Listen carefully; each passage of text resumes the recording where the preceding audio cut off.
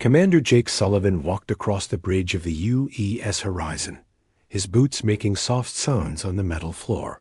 The ship had been traveling through deep space for 8 months now, moving from one star system to another. Jake was tired but happy. His crew was doing good work mapping new worlds for Earth. The bridge was quiet, except for the low hum of computers. Lieutenant Lisa Martinez sat at her station, watching the screens that showed space around them. She wore headphones and listened for any signals from other ships or planets. For weeks, she had heard nothing but empty space. Jake poured himself coffee from the small machine near his captain's chair. The coffee was not very good, but it was hot and helped him stay awake during the long night shifts. He looked out the big window at the stars. So many stars, and humans had only visited a few of them. "Sir, I'm getting something strange," Lisa said suddenly.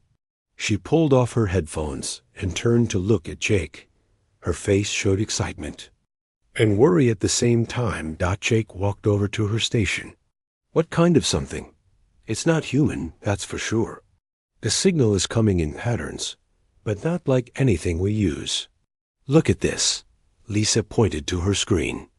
Lines of light moved, up and down in waves. The pattern repeated every few seconds. Jake studied the screen. He had been in space for 15 years and had never seen anything like it. Where is it coming from? The Kepler 442 system. About 3 light years from here.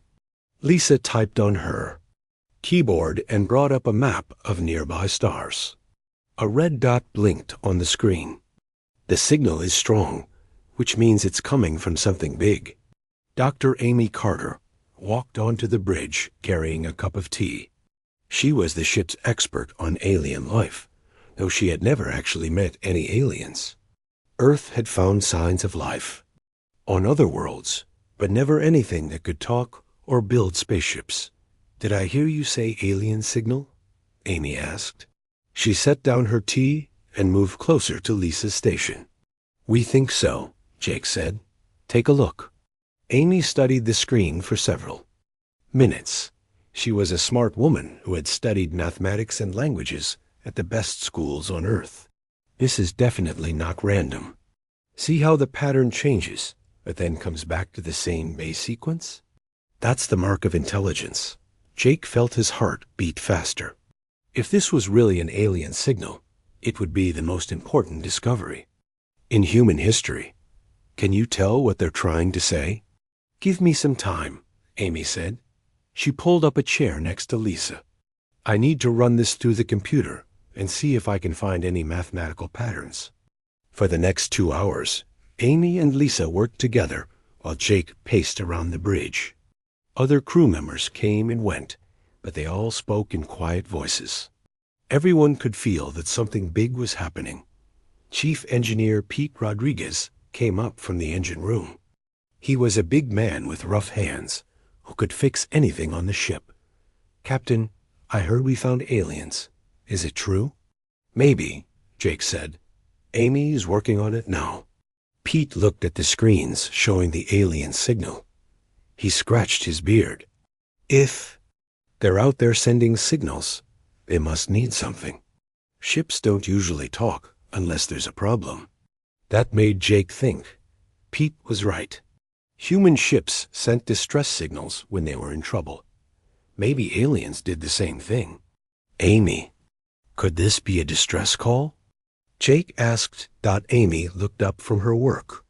Her eyes were red from staring at the computer screen. "I think you might be right. Look at this." She pointed to a new screen that showed the signal broken down into smaller parts. "These numbers here repeat in a pattern that gets stronger and weaker. In human distress calls, we do something similar to show how urgent the problem is." "So they're in trouble?" Lisa asked. "That's what I think," Amy said. "And there's something else. I'm picking up multiple signals from the same area. Not just one ship, but many ships." Jake felt a cold feeling in his stomach. If alien ships were in trouble, what could humans do to help? The Horizon was a good ship, but it was built for exploring, not for big rescue operations. How many ships are we talking about? Jake asked. Amy typed more commands into the computer. The screen showed a new picture with dots of light scattered in a small area of space. At least 10, maybe more. And Captain, these ships are huge. Much bigger than anything we've ever built. Pete whistled softly. If their ships are that big, their technology must be way ahead of ours. What kind of trouble could they be in that? They can't fix themselves? That was a good question. Jake thought about it while he looked at the signal patterns on the screen.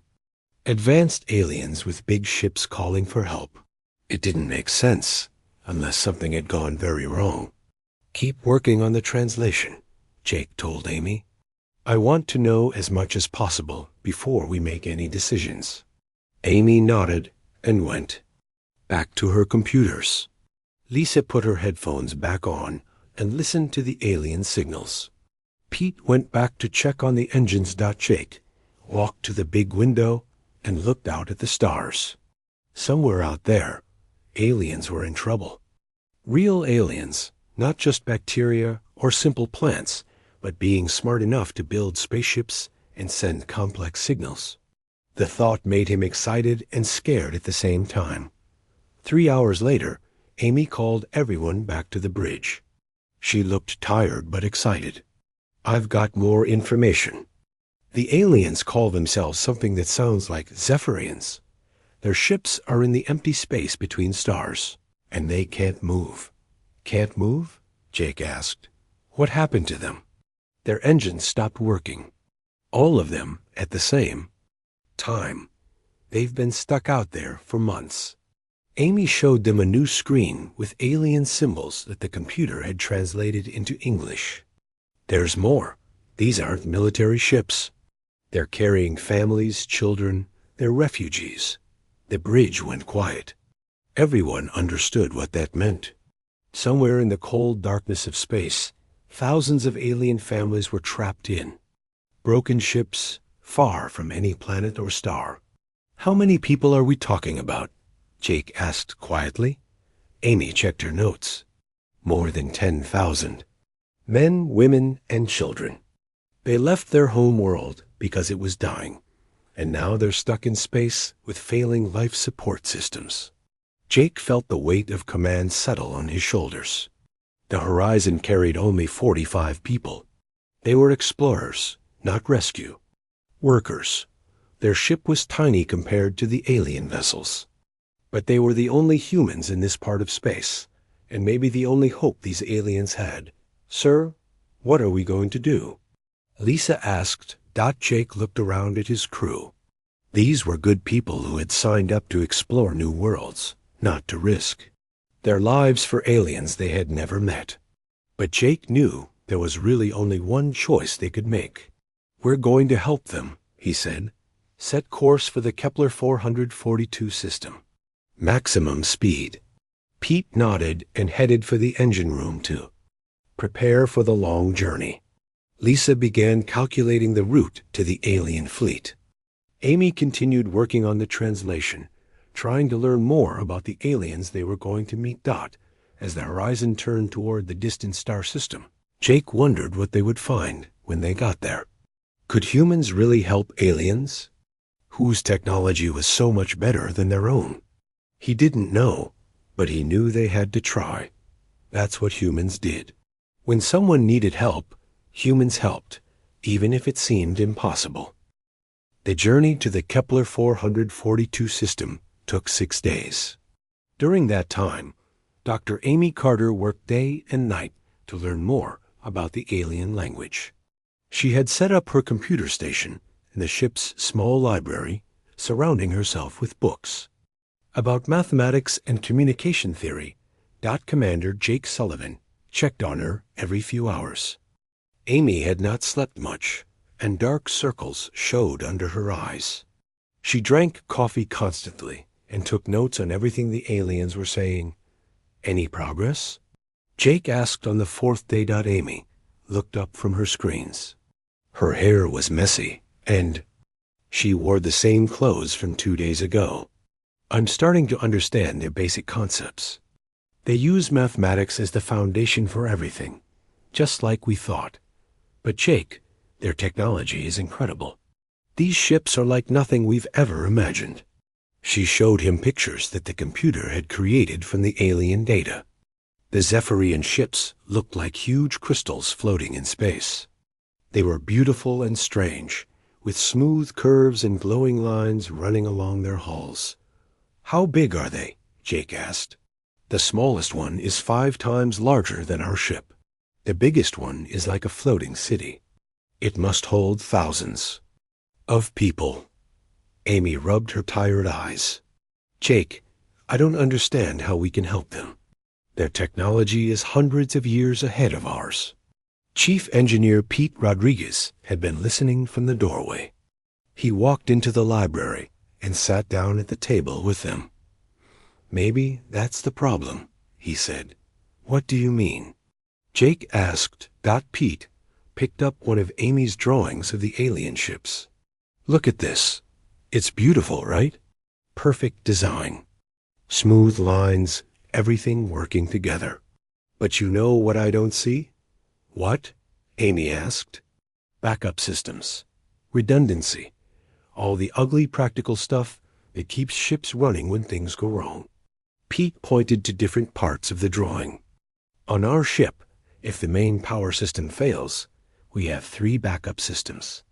If the navigation computer breaks, we have manual controls. These alien ships look like they were designed to work perfectly all the time. Jake began to understand what Pete was saying. And when something goes wrong with a perfect system, everything stops working, Pete finished. It's like the difference between a fancy sports car and an old pickup truck. The sports car is faster and prettier, but when it breaks down, you need special parts and special tools. A pickup truck might be ugly, but you can fix it with basic tools and spare parts. Amy stared at Pete with new interest. Are you saying we might actually be able to help them? Maybe, Pete said, if their problem is what I think it is. Over the next 2 days, Amy and Pete worked together to understand the alien technical information. Pete could not read the alien language, but he understood machines and power systems. Amy translated the technical details while Pete explained what they meant. Their ships run on something they call quantum drives, Amy explained to Jake. The drives create power by manipulating space itself. It's incredibly advanced, but ... But what? Jake asked. Pete answered. But it looks like all their ships are connected to each other through some kind of network. When the main system failed, it took down all the ships at once. It's like having one power switch that controls an entire city.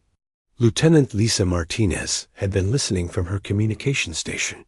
I've been monitoring their signals. The aliens are getting desperate. Their life support systems are failing, and they don't have much time left. Jake felt the pressure of command weighing on him. Soon they would reach the alien fleet, and he would have to decide what to do. Could humans really help aliens whose technology was so much more advanced? Captain, Lisa said suddenly, I'm getting a direct communication from the alien fleet. They know we're coming. Jake hurried to the communication station. Can you put it through? The main screen flickered, and then showed an image that made everyone on the bridge stop talking. The alien looked almost human, but different in subtle ways. Its skin was pale blue, and its eyes were larger than human eyes. It wore what looked like a military uniform, covered in strange symbols. Amy rushed to her translation computer. The alien spoke in a musical language that sounded like singing. After a moment, Amy's computer began translating the words into English text that appeared on the screen. I am Fleet Commander Thex High of the Zephyrian Alliance. We have detected your small vessel approaching our position. We do not understand why such a primitive ship would come to this location. Jake stepped forward so the alien could see him. This is Commander Jake Sullivan of the Earthship Horizon. We received your distress signal and have come to offer assistance." The alien's expression changed. It looked surprised and maybe a little amused. Amy's computer translated its response. "You wish to help us? Your ship is very small, and your technology appears to be several centuries behind ours. What assistance could you possibly provide?" Jake felt embarrassed, but he kept his voice steady. "We may not have advanced technology, but humans are good at solving problems. Sometimes a different perspective can help." Fleet Commander HFY seemed to consider this. After a long pause, it spoke again. "Very well. You may approach our fleet, but be careful. Our ships are much larger than yours, and our docking systems are not designed for primitive vessels." The screen went dark. Jake looked around at his crew. He could see doubt in their faces. Maybe the alien was right. Maybe they were just a small, primitive ship with nothing to offer. "Captain," Pete said quietly, "I'd like to look at their technical specifications. Even if we can't fix their quantum drives, maybe we can help with their basic systems." Jake nodded. "Amy, ask them to send us technical information about their power systems and life support. Tell them we want to understand the problem before we try to help." For the next several hours, information flowed between the human ship and the alien fleet. Amy worked frantically to translate technical manuals, while Pete studied the alien engineering diagrams. "This is amazing," Pete said as he looked at the alien power systems. "Their efficiency is incredible. They can generate 100 times more power than we can, using half the space." "But?" Jake asked, hearing something in Pete's voice. "But they have no redundancy at all. Look at this." Pete showed them a diagram of the alien power grid. Everything runs through a single central system. When that system failed, every ship in the fleet lost power at the same time. Amy looked up from her translation work. "Pete, I think you're right. According to their technical logs, they've never experienced a fleet-wide system failure before. They don't even have procedures for this kind of emergency." Lieutenant Ben Clark, who handled navigation and sensors, called out from his station. "Captain, we're approaching the alien fleet now. You need to see this." Jake and his crew gathered around the sensor displays. What they saw took their breath away. 12 massive ships floated in the darkness between stars. Each ship was like a work of art, covered in glowing lines and smooth curves.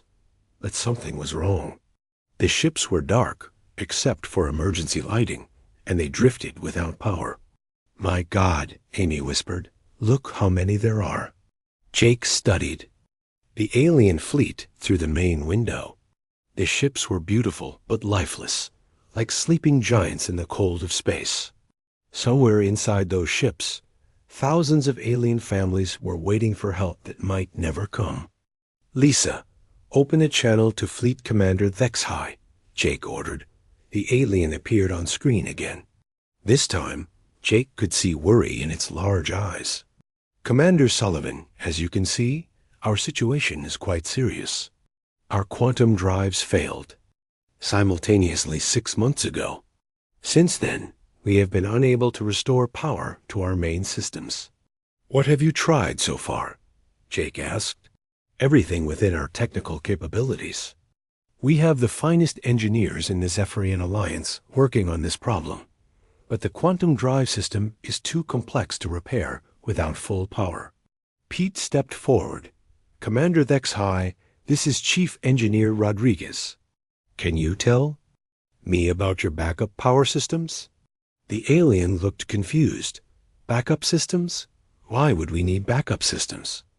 "Our quantum drives are designed to operate indefinitely without failure." Pete and Jake exchanged glances.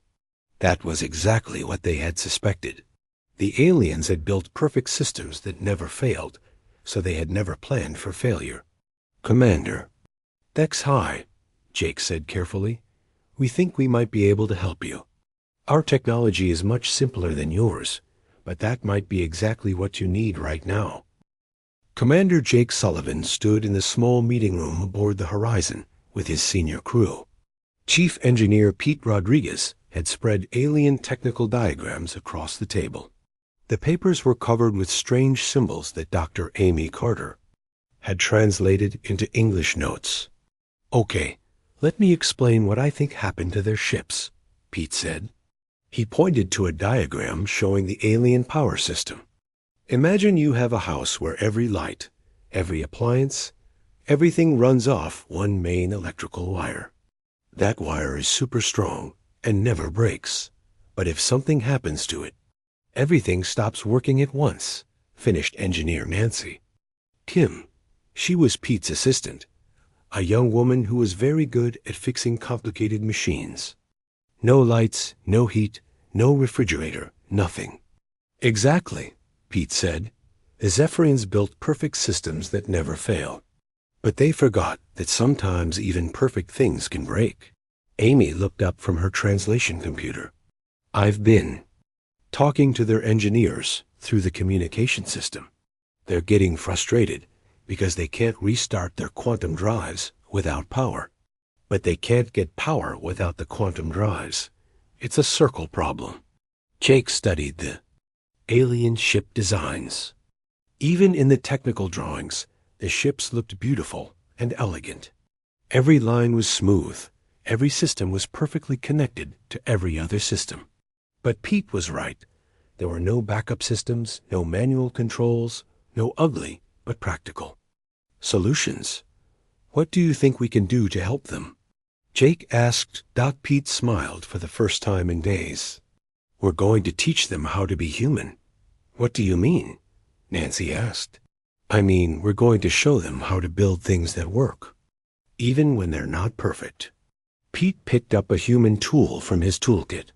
It was an old wrench, worn and scratched from years of use. "This wrench isn't beautiful, and it's not high-tech, but it works every time I need it." Amy translated Pete's idea to the alien engineers. At first, they didn't understand. Why would anyone want to build something that wasn't perfect? But as Amy explained human engineering principles, the aliens began to show interest. "Fleet Commander Dexhai wants to meet with us in person," Amy announced after a long conversation with the aliens. "They're inviting a small team to come aboard their flagship." Jake felt nervous about boarding an alien ship.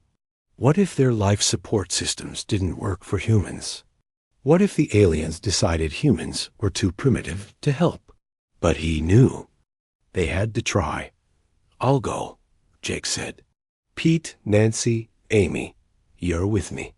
Lisa, you have command of the Horizon while we're gone." 2 hours later, Jake and his team were aboard a small shuttle heading toward the alien flagship. The ship was even more impressive up close. It looked like a giant crystal floating in space, covered with patterns of light that pulsed like a slow heartbeat. "Docking bay is opening," Nancy said from the pilot's seat. She was the best shuttle pilot on the ship. "Wow, look at the size of this place." The alien docking bay was huge, big enough to hold 10 ships the size of the Horizon. But it was almost empty, except for a few small alien vehicles. The humans could see that the aliens had designed their ships to work perfectly, without needing many repair vehicles or backup equipment. Jake and his team put on their spacesuits and walked through an airlock into the alien ship. The corridors were wide and tall, with glowing walls that provided soft light. Everything was clean and beautiful, but Jake noticed something missing. "Where are all the maintenance panels?" Pete asked. "On our ships, we have access panels everywhere, so we can fix things when they break. I don't see any here." Amy was using her computer to communicate with an alien who had come to meet them. The alien was tall and thin, with the same pale blue skin as Fleet Commander Dexhai. "This is Engineer Veltar. He says their ships are designed so that nothing ever needs maintenance." "That explains a lot," Nancy said quietly. Engineer Veltar led them through the alien ship to a large room where Fleet Commander HFY was waiting. The room was filled with alien engineers, all looking worried and tired. Jake could see that they had been working on the problem for months without success. Fleet Commander HFY spoke through Amy's translation system. "Welcome aboard our ship, humans. We admit that we are curious about your ideas.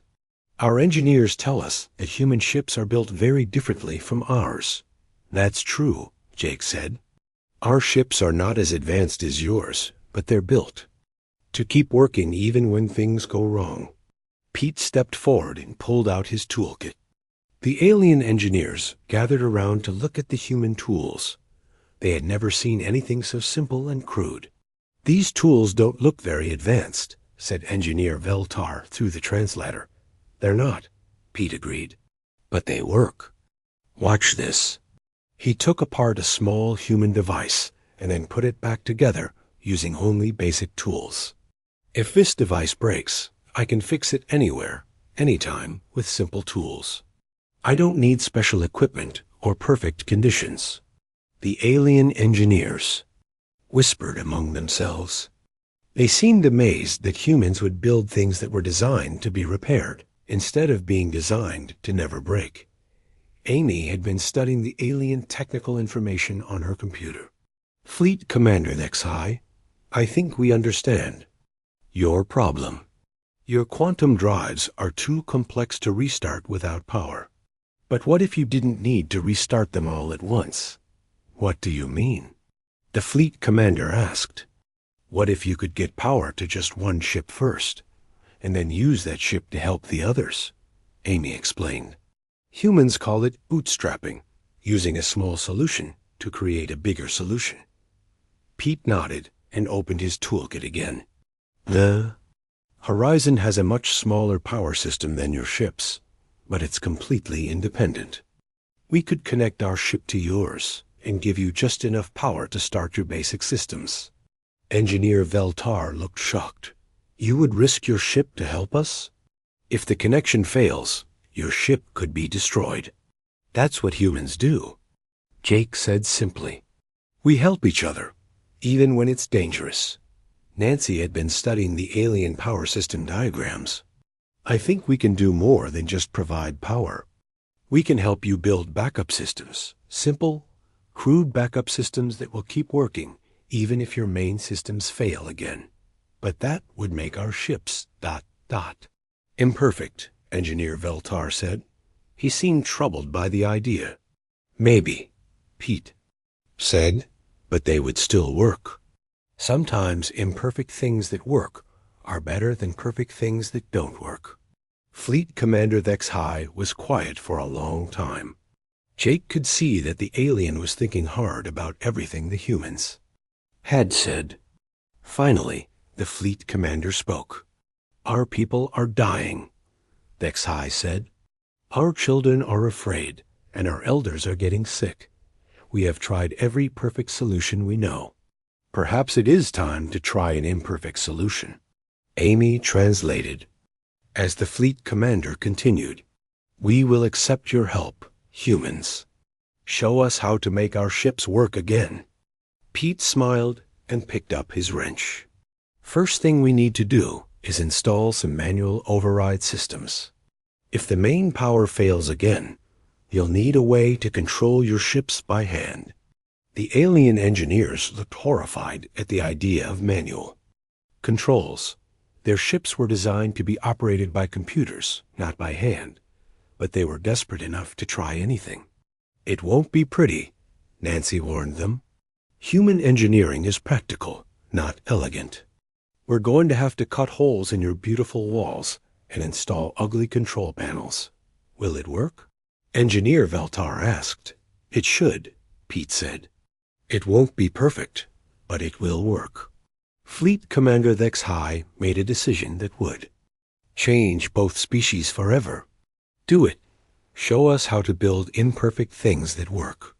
Over the next several hours, Jake watched as his engineers began working with the alien crew. Pete and Nancy showed them how to create backup power systems using simple components. Amy translated human engineering principles into alien mathematics. Aliens were amazed by human tools and techniques. They had never seen anyone fix something by hitting it with a hammer, or solve a complex problem with a simple solution. But they were eager to learn. "Why do you help us?" Engineer Veltar asked. Jake threw the translator. "We offered you nothing in return." Jake thought about the question. Why did humans help others? It was just what they did. Because you needed help, and we could provide it. That's enough.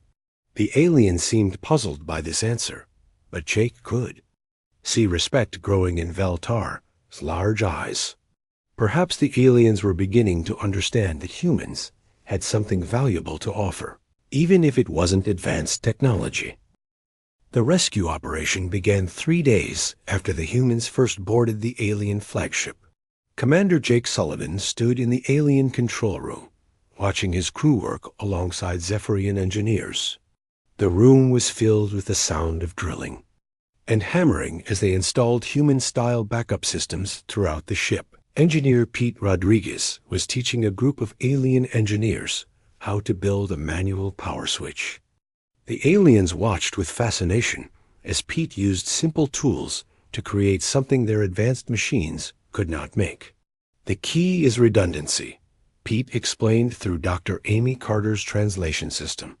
"If the computer fails, you flip this switch by hand. If the main power cable breaks, this backup cable takes over. It's not elegant, but it works." Engineer Veltar, who had become Pete's eager student, tried to operate the manual switch himself. His long, thin fingers struggled with the crude human design, but he managed to turn the power on and off several times. "It is so simple," Veltar said in amazement. "Why did we never think of this?" "Because you never needed to," Engineer Nancy Kim answered. She was installing access panels in the alien walls, giving the crew ways to reach important systems for repairs. "Your technology worked perfectly, so you never had to plan for failure." Amy was working with a different group of aliens, teaching them human problem-solving methods. She had discovered that Zephyrian education focused on learning perfect solutions to known problems. Humans, on the other hand, learned to improvise and adapt when facing new challenges. What happens when your computer tells you to do something that doesn't make sense? Amy asked the alien engineers. The aliens looked confused. "The computer is always correct," one of them said. "Why would it give wrong instructions?" "Computers make mistakes sometimes," Amy explained. "Humans are taught to think for themselves and question what computers tell them." This concept was difficult for the aliens to understand. Their entire civilization was built on perfect systems that never made mistakes. The idea that they might need to override their computers seemed almost frightening to them. Lieutenant Danny Foster was coordinating. The supply runs between the human ship and the alien fleet. Every few hours, he piloted a shuttle back and forth, carrying tools and equipment. The work was dangerous because the alien docking systems were much larger than anything humans had designed for. "Captain, we're running low on basic supplies," Denny reported to Jake. "Wire, metal plates, simple tools. The aliens have incredibly advanced materials, but they don't have basic stuff like screws and bolts." Jake nodded.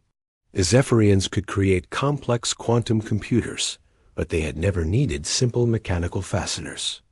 Everything in their ships was permanently fused together at the molecular level. "Use whatever you can find," Jake told Danny. "Take apart non-essential systems on the horizon if you need to. These people are counting on us." Dr. Amy Carter made an important discovery on the 5th day of the operation. She was working in the ship's medical bay when she noticed that many Zephyrian children were getting sick. At first, she thought it was because of the failing life support systems, but then she realized the real problem. "They're scared," Amy told Jake when he came to check on her progress. "The children don't understand what's happening. They've lived their whole lives on ships that worked perfectly. Now everything is dark and cold and strange. Amy had an idea. She asked Fleet Commander HFY for permission to organize activities for the children. Using her translation computer, she began teaching young Zephyrians simple human games and songs. The alien children were curious about humans. They had never seen beings who looked similar to them, but were so different. Amy showed them how to play simple hand games and taught them to draw pictures with pencils and paper. "What is the purpose of these activities?" asked a Zephyrian teacher. "How do they help repair the ship?" "They help the children feel better," Amy explained. "When people feel better, they can think more clearly and work more effectively." This was another concept that seemed strange to the aliens. They had never considered that emotions could affect performance. But they could see that the children were becoming calmer and happier as they learned human games. Chief Medical Officer Dr. Helen Brooks made her own important discovery. She had been working with Zephyrian doctors to understand alien biology. To her surprise, she found that humans and Zephyrians were very similar in many ways. "Their basic body chemistry is almost identical to ours," Helen told Jake. "They breathe the same air, they need similar food, and they even get sick from similar things." This discovery was important because it meant that human medical knowledge could help the aliens. Many Zephyrians had become ill during the months they were stranded, and their doctors were running out of advanced treatments. "I can treat their sick people with simple human medicines," Helen explained. "Aspirin for pain, antibiotics for infections, basic vitamins for malnutrition. It's not advanced, but it works." The breakthrough came on the 8th day of the operation. Pete and Nancy had finished installing backup power systems throughout the alien flagship. They had also taught the Zephyrian engineers how to create simple spare parts using basic tools and materials. "We are ready to try restarting the ship," Pete announced to the mixed group of human and alien engineers. The plan was simple but dangerous. The Horizon would connect directly to the alien flagship using heavy power cables. The human ship would provide just enough electricity to start the alien backup systems. Once those systems were running, they could slowly bring the main quantum drives back online. Jake made the decision to pilot the Horizon himself during the connection procedure. The two ships were so different in size that one small mistake could destroy the human vessel completely. Approaching the connection point, Jake announced over the radio as he carefully maneuvered the Horizon next to the massive alien ship. Through the window, he could see Zephyrian engineers waiting with the connection cables. Pete and Danny were in spacesuits, floating between the two ships to make the final connections. The alien ship was so large that the humans looked like tiny insects next to it. "Connection secure," Pete reported. "Beginning power transfer now." Jake watched the power readings on his control panel. The Horizon was designed to power a ship with 45 people, but now it was trying to provide electricity for a vessel that held thousands of aliens. "Power levels holding steady," announced Lieutenant Lisa Martinez from her station. "But we're at maximum output. We can't maintain this for very long." On the alien ship, Engineer Valtar was monitoring the backup systems that Pete had taught him to build. Slowly, lights began to come on throughout the flagship. Computer screens flickered to life. Air circulation systems started working again. "It's working." Amy's voice came over the radio from inside the alien ship. "The backup systems are responding." But the real test was still to come. Could the crude human backup systems provide enough power to restart the sophisticated alien quantum drives? Fleet Commander HFY stood next to the main control panel, ready to attempt the restart sequence. The Zephyrian engineers had spent weeks preparing for this moment, but no one knew if it would work. "Beginning quantum drive initialization," HFY announced. Jake held his breath as he watched the power readings spike. The Horizon shuddered as its small engines strained to provide enough electricity for the alien. Systems docked deep inside the flagship. Massive quantum drives that had been silent for months began to hum with power. The sound grew louder and stronger as more systems came online. Drive initialization at 50%, Veltar reported. 70%, 90%. Suddenly, the flagship blazed with light. Its quantum drives roared to full power, and its elegant corridors filled with the sounds of working systems. After months of darkness and silence, the ship was alive again. "We did it!" Pete shouted over the radio. "The ship is fully operational." Jake quickly disconnected the power cables and moved the horizon to a safe distance. Through the window, he could see the alien flagship glowing with renewed energy. It was one of the most beautiful things he had ever seen. But this was only the beginning. They had successfully restarted one ship, but 11 more vessels were still floating powerless in the darkness of space. Each ship would need the same careful treatment, the same patient installation of backup systems, the same risky power transfer procedure. Jake looked at his tired crew, and then at the alien fleet that still needed their help. It would take weeks of dangerous work to save all the ships, but now he knew it could be done. "Danny, prepare the shuttle," Jake ordered.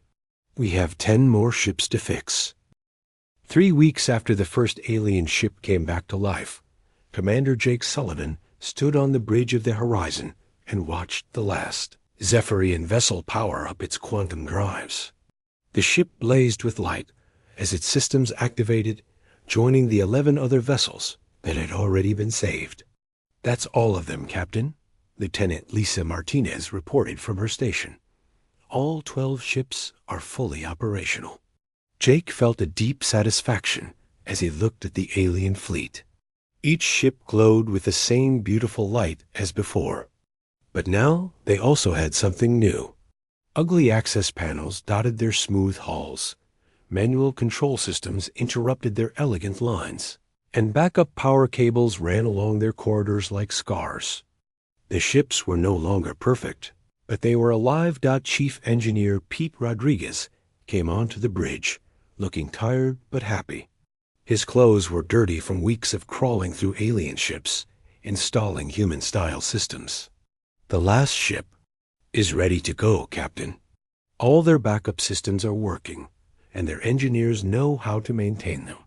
Dr. Amy Carter followed Pete onto the bridge, carrying her translation computer.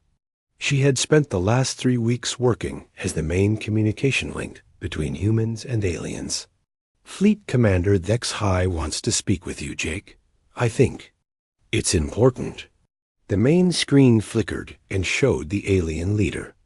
Over the weeks, Jake had learned to read Zephyrian expressions. HFY looked different now. The worry and fear were gone, replaced by something Jake had never seen in an alien before: gratitude. "Commander Sullivan," HFY said through the translation system, "my people are alive because of you and your crew. We owe you a debt that we can never repay." Jake felt uncomfortable with the praise. "We just did what anyone would do. You needed help, and we were able to provide it." "No," HFY said firmly. "What you did was much more than help us repair our ships. You taught us something that our entire civilization had forgotten." "What's that?" Jake asked. "You taught us that perfection is not the goal. Survival is the goal. Working solutions are more valuable than elegant solutions." HFY paused, seeming to choose words carefully. "You taught us to be humble." Engineer Veltar appeared on the screen next to his commander. Over the weeks, he had become Pete's best student and closest friend among the aliens.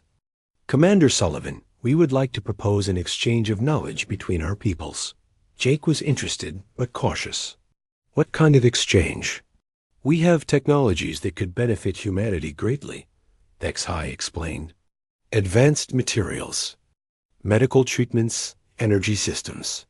But we have learned that technology alone is not enough. We need to learn human wisdom about building practical, reliable systems." Amy leaned forward. They're offering to share their advanced technology in exchange for human engineering philosophy and techniques. This was beyond anything Jake had expected when they first received the alien distress signal. I would need to contact Earth Command before making any agreements like that. Of course, HFY said, but there is something else we would like to propose. We have discussed this among our people, and we would be honored if some of your crew would come with us to our new homeworld. We want to continue learning from humans. Jake looked around at his crew. This was a decision that each person would have to make for themselves. Living among aliens in a distant star system would mean leaving Earth behind, possibly forever. Amy spoke first. I'd like to go with them, Jake.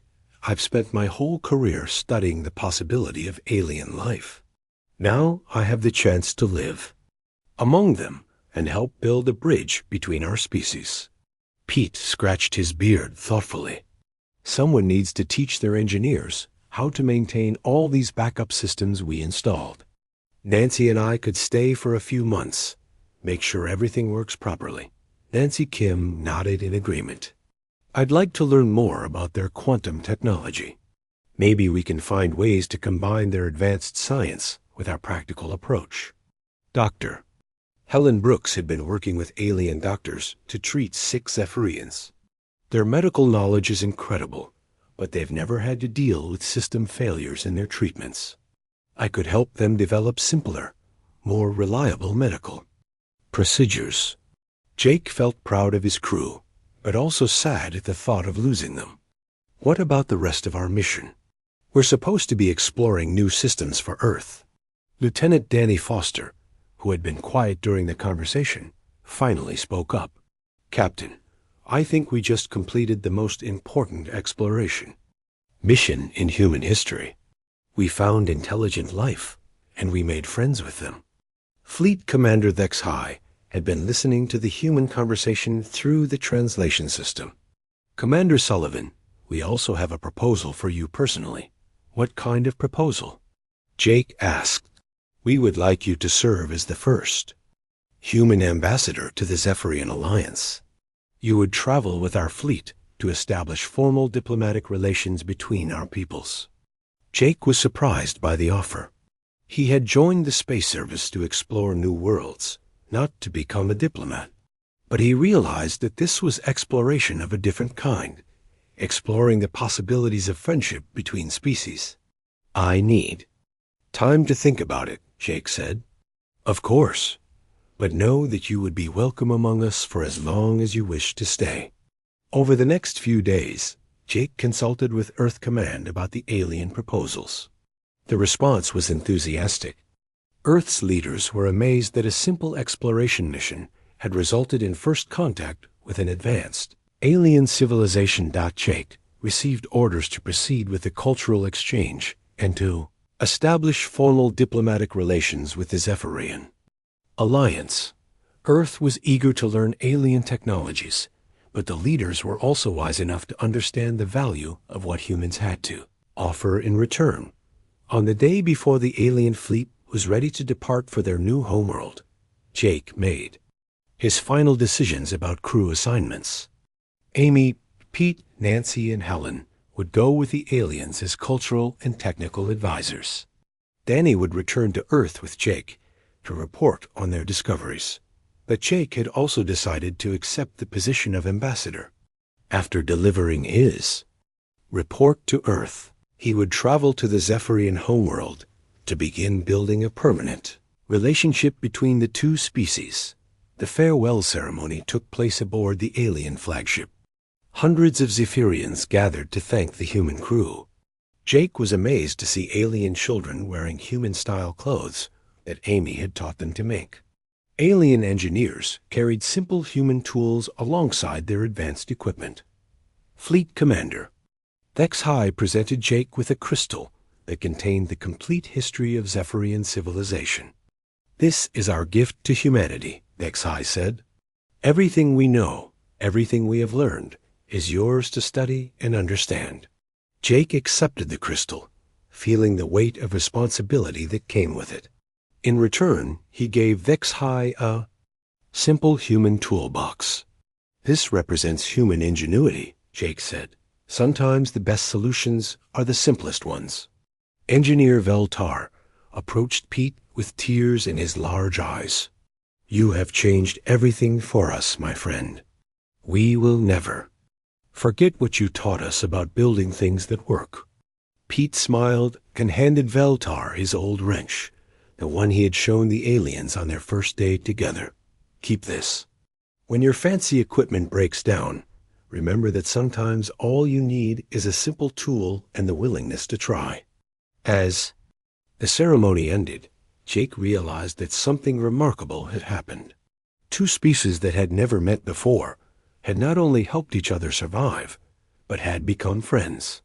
The aliens had gained practical wisdom, and humans had gained access to advanced technology. But more importantly, both species had learned that cooperation was more valuable than competition. A young Zephyrian named Cathara approached Jake before the ceremony ended. Through Amy's translator, the alien said, I would like to come with you to Earth. I want to study human engineering and help my people understand your ways of thinking. Jake smiled and welcomed the young alien to join them. The exchange would work both ways, with humans learning among aliens and aliens learning among humans. As the Horizon prepared to return to Earth, Jake looked one last time at the alien fleet. The 12 ships were no longer the perfect, elegant vessels they had been before. They were scarred with human modifications, marked with backup systems and manual controls. But they were also stronger, more reliable, and ready to face whatever challenges awaited them in their new home. Jake realized that this was the true meaning of progress. Not the pursuit of perfection, but the willingness to adapt, to learn from others, and to help when help was needed. Humans and Zephyrians had both grown stronger through their encounter, and the galaxy was a better place, because two species had chosen friendship over fear. The last message from Fleet Commander Vexhai would be remembered in human history books for generations. You showed us that advancement is not about perfection, but about the courage to keep trying when everything falls apart. Thank you for teaching us to be human. 3 weeks after the first alien ship came back to life, Commander Jake Sullivan stood on the bridge of the Horizon and watched the last Zephyrian vessel power up its quantum drives. The ship blazed with light as its systems activated, joining the 11 other vessels that had already been saved.